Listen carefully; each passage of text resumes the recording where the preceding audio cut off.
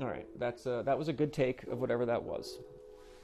Hey guys, I wanted to answer some questions today about Strava and just weigh in on some debates and conversations. Number one, what is Strava? Probably you know that if you're here, but the short answer is that Strava is the ultimate determinant of physical ability. So basically, someone takes a segment of road, and you can say, this is the start, this is the end, and this is my time on it. You can compare times to anyone who's ever gone up it.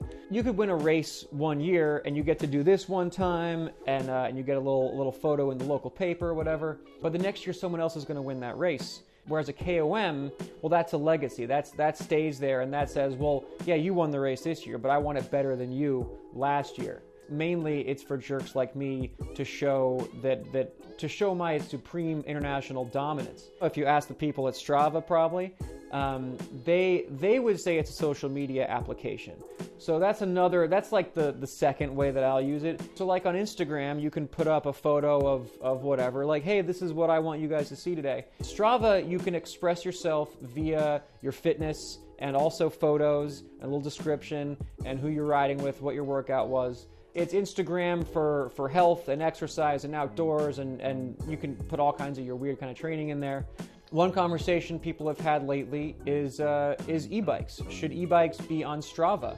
There's a couple KOMs in the US that I lose almost every day to the same dudes on e-bikes who commute to work or whatever. I don't think, here's the thing, if those guys missed a day, if I win a day and I didn't lose the N-car segment in Boulder, I'd be worried about that guy. I'd be like, what happened to him? Is he okay? It's nice to have that KOM, but if someone takes it, that guy isn't getting an e-bike to beat me on N-car. That's not what it is. No one's getting an e-bike to win KOMs. They're getting e-bikes to get to work, to commute. To the e-bikers out there, if you want to not make a bunch of Strava people angry, there is an e-bike section, you guys. If you look, there is a tab for it in your workout type. That will prevent some comments that are probably confusing to you because you're just trying to ride your bike to class or whatever. If someone is on an e-bike, guys, you can politely remind them that there's a section for it, but don't go off, don't go all aggro. Again, Strava it's mostly about global domination, but it's also a social media platform for people to say, hey, I e-biked to work today, and you know what? You kudos that because they didn't drive a car, and we're happy about it. Now, one of the features I get asked about a lot in the global domination category of usage is the Strava Live segment. When I first got on Strava and started going for KOMs, there was a video of me on Palomar where I uploaded my file to find out that I missed the KOM by 8 seconds. And the ubiquitous comments from people like, how does a pro not know about Strava Live segments? How would a pro know about Strava Live segments? I'm racing out there. I don't know what is that? Now, it's super easy on the Wahoo. This is the Element Roam. The Bolt also does it really well. So you go into your Strava, whatever, the website or the app, and you see the segment that if you wrote it before or if somebody else wrote it, and you just star it. You hit sync on the segment page here on the Wahoo. You go down there, there's a little live segments option. You hit sync and then it pulls up. So when you're a mile from it, it says you're 1 mile from this KOM. Now once you reach the KOM, you can choose if you want it to compare with your best time, with your PR, or with the KOM. For me, there's no difference, As you're going for a KOM, you can pace it virtually. So I can go on multi-view drive is the nearest one to my house, kind of the climb that I like to go up. And that one, as I get up it shows you're 5 seconds down from your KOM, you're 10 seconds down from your KOM. And it sort of lets you know, A, in real time if you got it or not, but B, it can be a very useful tool to learn to pace yourself and to train and to make sure you get that effort. For example, one sneaky way to get a KOM is you stay matched to it. If you're not sure how to pace yourself, you just try and stay right even to it, and then the last minute you sprint, and that's how you've gotten it. That's a super useful tool for my strange job of KOM getting. That is a Strava Summit feature. It's the one that I use the most, and probably the one that's discussed the most for what I do. But I highly recommend it. It's worth a couple dollars a month. I'm also a big fan of the routes feature. So you can go in Strava, you can build a map. This is the one for my cookie fondo. Say you're somewhere new, you don't know where you're going, you don't know the area. You can just look local and find someone who's done a ride there. You can hit star, same as the live segment. You hit star and you sync it to your Wahoo, and then it pops up. And now you've got turn-by-turn navigation. The Roam will reroute you. It has a lot of extra features on all that, and a colorful map page. It's very convenient. If you're going somewhere, or if you have, say you have a race or something, you don't miss a turn. Mountain bike races are notorious for having to miss turns or self-navigate. Highly recommend the route feature. It can save you a ton of time versus squinting a map. It also, Strava will use the knowledge of what roads are safe and what roads aren't. So if you want to route from point A to point B, it won't put you on the highway. It'll put you on the kind of cycling-friendly roads. And that isn't a paid feature. That is a free feature. So anyone can use that in this and work together. Now, another way I use Strava for training is a term that isn't in Urban Dictionary yet, that my coach invented, called Stravavals. Now, what we learned is you could give me intervals. And an interval is you say, okay, Phil, go do 3 by 10 minutes really hard. And I can do those, and I can do good power.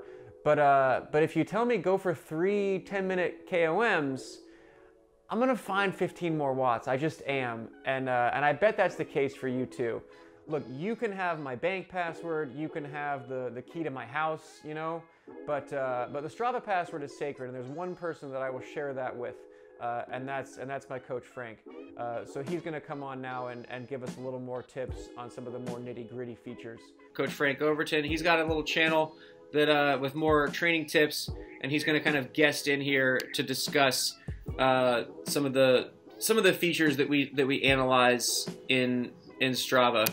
You can also look through my power curve, and you can analyze year to year and see how much slower I've gotten since like 2013. So that's fun. In 2013, I did 5:16 for 5 minutes a few times. So I get to watch my slow decline.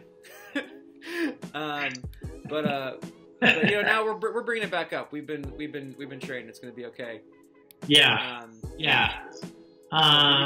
can sort of see like the old peaks in your new, and set bases, targets based on that. I always say your best competition is your past self. That's right. It's all about personal improvement. There we go. Yeah, you can look at just your absolute wattage or your power to weight if you just toggle between those buttons. Oh yeah, there it is. Yeah. Okay, and then if you go onto the actual workout, there's also this analysis. This is a Summit feature, is the heart rate and the power curve. First of all, we can, at the most basic level, identify where you went hard. That is pretty evident in the 3 to 7 minute range. That's where your curve is at the highest, because that was the bottom to the top KOM. And then the other thing that we see is the rest of your values, less than like 3-4 minutes and then greater than 7 minutes.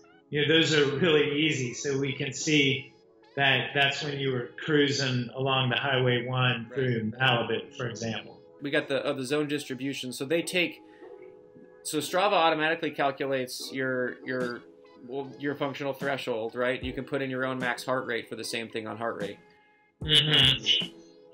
Yeah, like from the ride yesterday, we see that, just from coasting and going downhill, that you spent 41% of your time in zone 1.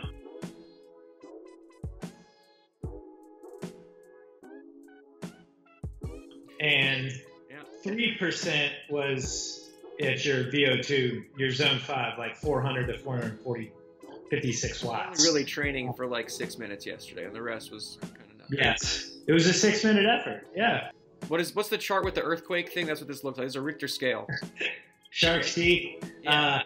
So your current fitness is 69, fatigue is 70, and scientifically, what you're looking at is just a modern day update from Dr. Eric Bannister's work in the 70s on using training impulse, using heart rate based data. And so what Strava does is they calculate your fitness relative to your power and heart rate data that go up to Strava from each daily ride, and they kind of quantify your training load, and that's what Strava calls your fitness. So that's 69. And so that changes. It goes up when you train more. It goes down when you rest. When you train, you make positive adaptations. You increase your mitochondrial density. But like you also get tired. That's the negative physiological adaptations. Okay, that's it. Thanks for watching, and hope this answered most of the important comments. If you've got more stuff, Frank and I can do more geeky power videos. But thank you, Strava, for kicking in No Kid Hungry this year, and buying all the cookies for my little charity rides. If you want to sign up for Summit, there'll be a link in the description here. And like I said, a portion goes to the charity. So hit that up. And thanks for watching, and let me know what other training tips you want. I think I could do more of these. I don't know. I'm trying to talk more about like sharing the love of cycling overall, rather than like be really fast at it, because who cares? But if you do want to be fast for whatever reason, maybe we could help.